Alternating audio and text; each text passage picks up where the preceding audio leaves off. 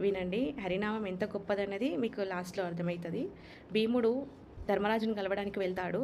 వెళ్ళినప్పుడు ధర్మరాజు నిద్రిస్తుండడం వల్ల ఎందుకు అన్నగారిని డిస్టర్బ్ చేయాలని చెప్పేసి భీముడు కొంచెం వెయిట్ చేస్తాడనమాట. వెయిట్ చేస్తుంటే ఒక అతను వస్తుంటాడు. అతను ఎలా ఉంటాడంటే మంచిగా రాజులాగానే అన్ని ఆభరణాలు వేసుకొని ఉంటాడు. కానీ కొంచెం కురిపిలా ఉంటాడు. అలా వస్తూ ఉంటుంటే ధర్మరాజుని కలవడానికి వస్తాడు యాక్చువల్‌గా. కలవడానికి వస్తుంటే అప్పుడు అతను ఆపుతాడనమాట భీముడు. ఆపి ఏంటి ఎక్కడెళ్తున్నావు అని అంటే అతను అంటాడు ధర్మరాజుని కలవడానికి వెళ్తున్నాను అని అంటాడు. అంటే అప్పుడు అతను ఏంటి చెప్పు అని అంటే నేను ఒక విచిత్రమైన సంఘటన చూశాను. అది ఏంటంటే కంచె చేనును మేస్తుంది అని అన్నాడు. అంటే మనం పొలాలకి కంచెలు కడతాం కదా, కంచె చేనును మేస్తుంది అంట. ఏంటి విచిత్రమైన ప్రశ్న, ఇది నాకు కండబలం అయితే చెప్పు, నాకు బుద్ధి బలం అనేది చెప్పకు, అది నాకు తెలీదు అంటాడు. అంటే సరే అని చెప్పేసి అతను ఇంకా వెళ్తాడు. మళ్ళీ 10 నిమిషాల తర్వాత మళ్ళీ తిరిగొస్తాడు. తిరిగొచ్చి ఏంటి మళ్ళీ వచ్చావు అంటే ఇప్పుడు ఇంకా విచిత్రమైన సంఘటన చూశాను.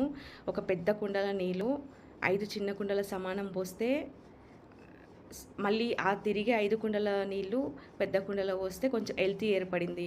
అది ఎలా అని అడుగుతాడు. అంటే ఏమో నాయనా నాకు తెలీదు.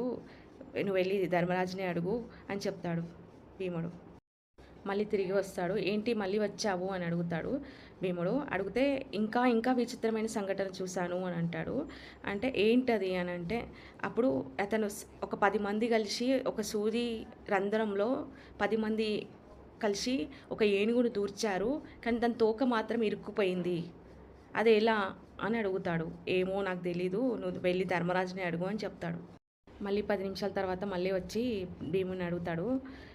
ఇప్పుడు ఏమైంది మళ్ళీ వచ్చావంటే ఇప్పుడు ఇంకా ఇంకా విచిత్రమైన సంఘటన చూశాను అంటాడు. ఏంటి అది అంటే ఇక్కడ ఒక గోవు దూడని తింటుంది అని అంటాడు. అదేంటి ఒక గోవు సాధు జంతువు కదా, దూడని ఎట్లా తింటుంది అని అడుగుతాడు. అదే కదా మరి విచిత్రం అనిపిస్తుంది అని అంటాడు. సరే నువ్వు అన్నగారి దగ్గరికి వెళ్ళి అడుగు. మళ్ళీ 10 నిమిషాల తర్వాత మళ్ళీ వస్తాడు. వచ్చి మళ్ళీ ఏమైందని భీముడు అడుగుతాడు. ఇప్పుడు ఇంకా విచిత్రమైన సంఘటన చూశాను అని అంటాడు. ఏంటది అంటే ఒక ప్రయాణికులు తీర్థయాత్రకని బయలుదేరుతూ ఉండగా అక్కడ ఒక సంఘటన జరిగింది. ఒక కొండల నుంచి ఒక బండరాయి వచ్చి వాళ్ళకి బస్కి అడ్డుగా పడి ఉంది. అది ఎంతమంది తీసినా కదలట్లేదు. ఒక పక్క చిక్కినట్టి బ్రాహ్మణుడు వచ్చి అతను ధోతి నుంచి నూలుపోగు తీసి ఆ బండకి కట్టి ఆ బండతోని ఆ నూటి పోగుతో ఇట్లా తీయగానే బండ పిండి పిండి అయింది అని అంటాడు. ఆ బండ పిండి పిండి అవ్వడేమో కానీ నా బుర్ర బద్దలు చేస్తున్నావు, బండరాయి పగలగొట్టినట్టు చేస్తున్నావు, నువ్వు వెళ్ళి నన్ను డిస్టర్బ్ చేయకు, నువ్వు వెళ్ళి ధర్మరాజుని అడుగు అని అంటాడు. సరే అని వెళ్తాడు.